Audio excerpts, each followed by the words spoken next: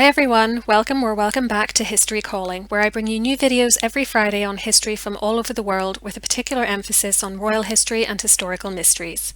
This marks the final installment in my current series on the 6 wives of Henry VIII, and today we'll be asking the question, how did Catherine Parr survive being married to him?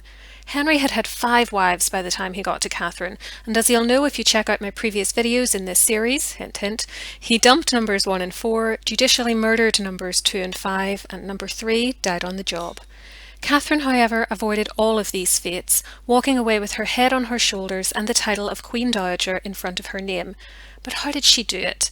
This video will answer that question, and if you stay till the end, you'll also learn about Catherine's scandalous and ultimately tragic life post-Henry, including her next husband's very inappropriate relationship with her teenage stepdaughter, Princess Elizabeth.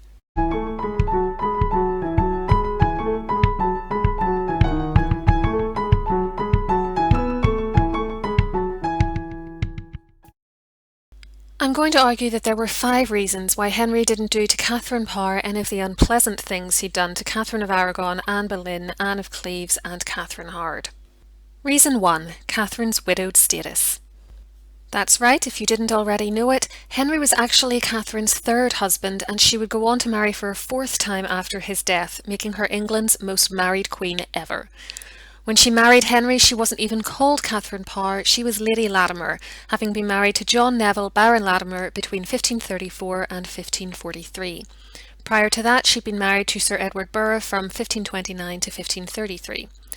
Now, of course, she wasn't the first widow Henry had married. Catherine of Aragon had been married to his older brother Arthur, and if you've seen my video on Henry's first queen, you'll know how that turned out. Henry and Catherine Parr weren't brother and sister-in-law though, and while they were related, it was so distant that it didn't cause Henry any of the same pangs of conscience he supposedly developed about his marriage to the first Queen Catherine. The political situation was also radically different by the time Lady Latimer came to his attention. Now separated from the Catholic Church in Rome, Henry no longer needed a papal dispensation to marry anyone, even if she was related to him within the forbidden degrees of affinity. The fact that she was a widow and the changed political circumstances meant that Catherine didn't run into the same problems as most of Henry's other wives. It was obviously a given that she'd slept with other men, but she couldn't be accused of hiding details of her relationships with them, something which had been the downfall of Catherine of Aragon and Catherine Howard. Nor was there any talk of her being pre-contracted to someone else, which was the excuse Henry used to get out of his marriage with Anne of Cleves. She'd only been widowed a matter of months when Henry married her, and though she was actually in love with Thomas Seymour, the brother of Henry's 3rd wife Jane, there was no mention of a marriage contract, and Thomas was soon sent away to the continent. Reason 2. Catherine's age. Catherine was born in 1512, making her around 31 when she married Henry in 1543. By the standards of the day, this was old for childbearing, though Anne Boleyn was probably older by the time of her marriage. See my video on her to learn more about the controversy over when she was born. But Catherine benefited enormously from the fact that Jane Seymour had already given Henry his heir in the form of Prince Edward. This meant that there was no longer the kind of pressure on his later wives to reproduce that there had been prior to Edward's birth, and much less chance of them being discarded for not becoming pregnant or having a boy. Catherine's fertility was likely not even a factor in Henry's decision to marry her. She hadn't had any children during her previous 2 marriages, so the king must have assumed it was improbable that she would have any by him, especially as he had also failed to get the much younger Catherine Howard pregnant during their 18 months together. This doesn't seem to have fazed him though, and so the issue which had cost Catherine of Aragon, Anne Boleyn and Jane Seymour their marriages and/or lives simply wasn't a factor for Catherine Parr. Reason 3. Her conduct as queen. Catherine Parr was good at being queen, and her temperament proved well suited to being a wife to the difficult character that was Henry VIII. Despite her feelings for Thomas Seymour, she was never accused of improper behaviour with other men, or even of making indiscreet comments to them, both things which had been the downfall of Anne Boleyn and Catherine Howard. It probably helped that Thomas Seymour wasn't actually there either, which kept temptation out of her way. If only Catherine Howard's paramours had been sent to the continent, therefore preventing her from having any further interactions with them, she might be known to history as the queen who survived. Catherine Parr also proved herself to be a trustworthy, competent regent for England when Henry went to France in the summer of 1544. She was a true partner for him, as much as the standards of the day would allow, and someone he could rely on.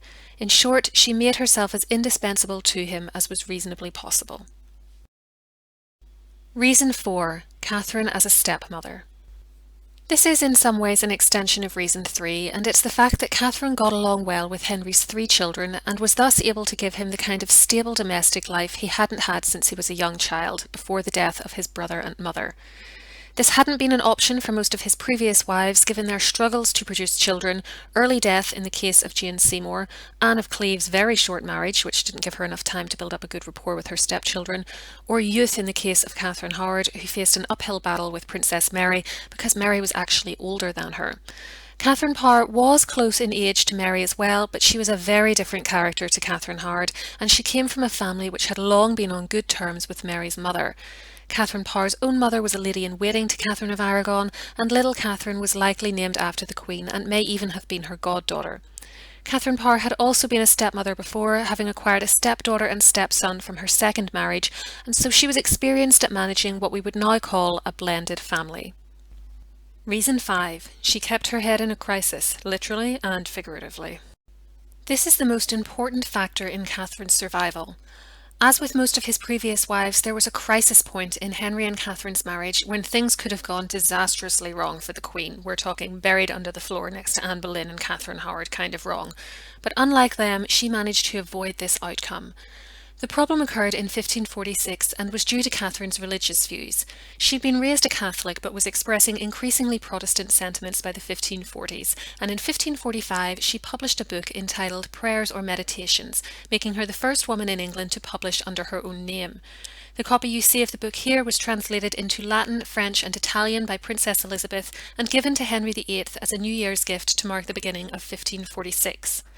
Entering so decisively into religious debate and bringing the king's daughter with her was a dangerous enough path to tread in England at this time, but Catherine went one step further and debated religion with Henry himself, who, despite breaking with the Church in Rome, was actually still very much a Catholic in his religious outlook and practices. By encouraging him to complete the Reformation in England, she put the king's nose out of joint and set herself on a collision course with the anti-Protestant Bishop of Winchester, Stephen Gardiner, and the Lord Chancellor, Lord Risley. By late February 1546, Catherine was in serious trouble. She just didn't know it yet. Foreign ambassadors began reporting rumours that there was to be a new queen, and towards the end of March, Henry snapped. After another conversation regarding religion with his wife, he complained to Gardiner that "a good hearing it is when women become such clerks, and a thing much to my comfort, to come in mine old days to be taught by my wife." Gardiner saw his opportunity and seized it. He began whispering in Henry's ear about Catherine, and an arrest warrant was drawn up for the Queen and 3 of her ladies, including her sister Lady Herbert. The plan was to seize the illegal religious books they had been reading and send Catherine to the Tower. Fortunately for them all, Henry confided in one of his doctors, probably a Dr. Wendy, about his plans for the Queen, and Catherine was tipped off as to her fate when the articles against her were somehow mistakenly delivered right to her. Suddenly faced with imminent arrest and possible death, Catherine apparently, quote, fell incontinent into a great melancholy and agony, bewailing and taking on in such sort as was lamentable to see, end quote. When the king heard of her illness, he sent Wendy to see her, and the doctor advised her, quote, to frame and conform herself unto the king's mind, saying he did not doubt, but if she would do so, and show her humble submission unto him, she should find him gracious and favourable unto her, end quote. When Henry visited her soon afterwards, she did just that, and so began to repair the relationship. Once he had left her, she and her ladies disposed of their prohibited books, and the following night she went to see her husband again. This was her real chance to plead her case, and the opportunity to do so is crucial to understanding how Catherine survived Henry. The chance to apologise and talk him round was something Anne Boleyn and Catherine Howard, who were both blindsided by their arrests, were never able to do. Catherine Parr begged forgiveness from her husband for offending him, saying that she had only debated theology with him to distract him from the pain in his ulcerous leg and learn from him. It was a conversation which may well have saved her life. John Foxe, in his famous Book of Martyrs, would later record Catherine's words as follows. Your Majesty doth right well know, neither I myself am ignorant, what great imperfection and weakness by our first creation is allotted unto us women, to be ordained and appointed as inferior and subject unto man as our head, from which head all our direction ought to proceed, and that as God made man to his own shape and likeness, whereby he being endowed with more special gifts of perfection, might rather be stirred to the contemplation of heavenly things, and to the earnest endeavour to obey his commandments. Even so also made he woman of man, of whom and by whom she is to be governed, commanded, and directed, whose womanly weakness and natural imperfection ought to be tolerated, aided, and borne withal, so that by his wisdom such things as be lacking in her ought to be supplied. Since therefore that God hath appointed such a natural difference between man and woman, and your Majesty being so excellent in gifts and ornaments of wisdom, and I a silly poor woman so much inferior in all respects of nature unto you, how then cometh it now to pass that your Majesty in such diffuse causes of religion will seem to require my judgment? Which when I have uttered and said what I can, yet must I and will I refer my judgment in this and all other cases to your Majesty's wisdom, as my only anchor, supreme head, and governor here in earth next under God to lean unto. Here Henry objected, telling her that he did not believe her, for you are become a doctor, Kate, to instruct us as we take it, and not to be instructed or directed by us. Catherine tried again, telling him that, if your Majesty take it so, then hath your Majesty very much mistaken me, who have ever been of the opinion to think it very unseemly and preposterous for the woman to take upon her the office of an instructor or teacher to her lord and husband, but rather to learn of her husband and to be taught by him. And where I have, with your Majesty's leave, heretofore been bold to hold talk with your Majesty, wherein sometimes in opinions there hath seemed some difference, I have not done it so much to maintain opinion as I did it rather to minister talk, not only to the end that your Majesty might with less grief pass over this painful time of your infirmity, being attentive to our talk, and hoping that your Majesty should reap some ease thereby, but also that I, hearing your Majesty's learned discourse, might receive to myself some profit thereof, wherein I assure your Majesty I have not missed any part of my desire in that behalf, always referring myself in all such matters unto your Majesty, as by ordinance of nature it is convenient for me to do. It worked. Henry's ego was soothed, and he was won over, saying, "And is it even so, sweetheart? And tended your arguments to no worse an end? Then perfect friends we are now again, as ever at any time heretofore." The next day Henry and Catherine were walking in the gardens when Lord Chancellor Risley, unaware of the change in circumstances, arrived with an armed guard to arrest her and her ladies. Henry took him to one side and sent him packing, calling him an arrant knave, beast, and fool. Catherine had survived. The following January, 1547, Henry died and was buried in the choir in St. George's Chapel in Windsor, next to Jane Seymour. For her part, Catherine was once more free and now an exceptionally wealthy widow. But what did she do with this newfound freedom? Well, as promised, I'm going to finish up by telling you about Catherine's life after Henry, and it's a life which involved a fair amount of scandal and ultimately tragedy. Remember when I said that Catherine was actually in love with Thomas Seymour? Well, she dropped any pretense she had of hiding this as soon as Henry was gone. In April 1547, just a few months after the death of her third husband, she married her fourth, in a move which was so shocking in its speed that it was initially kept secret. The couple set up home in Chelsea Manor in London, along with Catherine's stepdaughter, Princess Elizabeth. Catherine's hasty fourth marriage had already caused a scandal, but worse was now to come. She may have been in love with Thomas, but he certainly doesn't seem to have reciprocated, at least not with the same intensity. After Henry's death, he had initially wanted to marry Elizabeth or even her sister Mary, and only when his plan was blocked did he settle, for want of a better term, for the Dowager Queen. His behaviour towards his new stepdaughter while she lived in his and Catherine's household was deeply problematic, though, and by modern standards abusive. He flirted with the princess, who was just 13 and 14 years old at the time, coming into her room in his nightshirt to harass her before she was out of bed in the morning or only just up.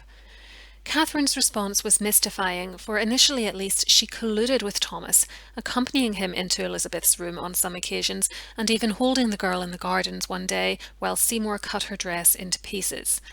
We can only guess that she believed his protestations that he didn't mean any harm. She couldn't have been more wrong.